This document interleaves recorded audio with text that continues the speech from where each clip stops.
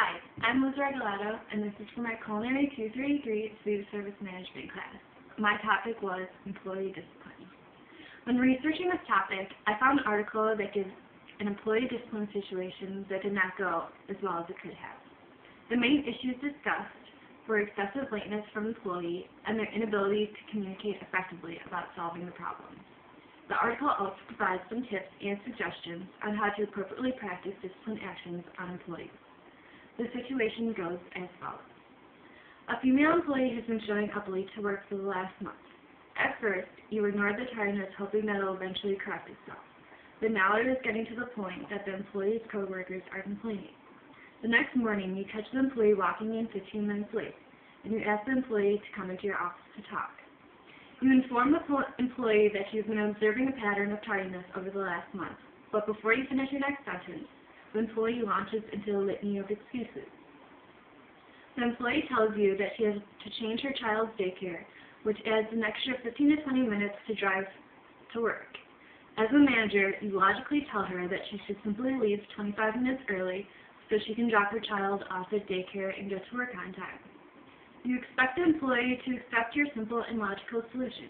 However, the employee gets even more emotionally upset. The employee's voice tone gets louder, and she tells you that no one in the company supports her and that you never liked her. The employee starts to cry, quickly walks out of her office, and then runs into the women's restroom. Now you have a crying employee in your bathroom and 4 other female employees attempting to calm her down and console her. Not exactly what you had in mind when you decided to talk with the employee. Later in the day, you attempt to approach the employee to talk, but she refuses to acknowledge you. Because of her unwillingness to engage in problem solving, you conclude that this employee is not competent to resolve her tardiness problem. Hence, in the back of your mind, you conclude that the job is not a right fit for her. After reading this situation, I cannot feel but sympathetic and empathy for the female employee because it's often hard to coordinate home life and work. However, the employee's inability to communicate effectively with the manager that caused the situation to turn ugly. The article then goes on to explain how the manager should go about helping the employee to come up with a situation. The article also says to tell the employee that you understand the situational factors that he or she is dealing with, but also how he or she can overcome those factors so that they can get to work on time. The situation occurs all the time in the workplace, and both employees and managers need to know how to suitably resolve the issues before it becomes more serious. Possessing good communication skills as well as problem-solving skills will ensure that these situations do not escalate into further dilemmas. It is the job of a good manager to make suggestions and offer assistance to employees to help come up with a resolution. The article provides how the ideal meeting should occur in the following steps. 1. Listen and have empathy for the employee's situational factors. 2. Refocus the employee back to the original problem and ask them to come up with a few action steps that they can take to resolve their problem.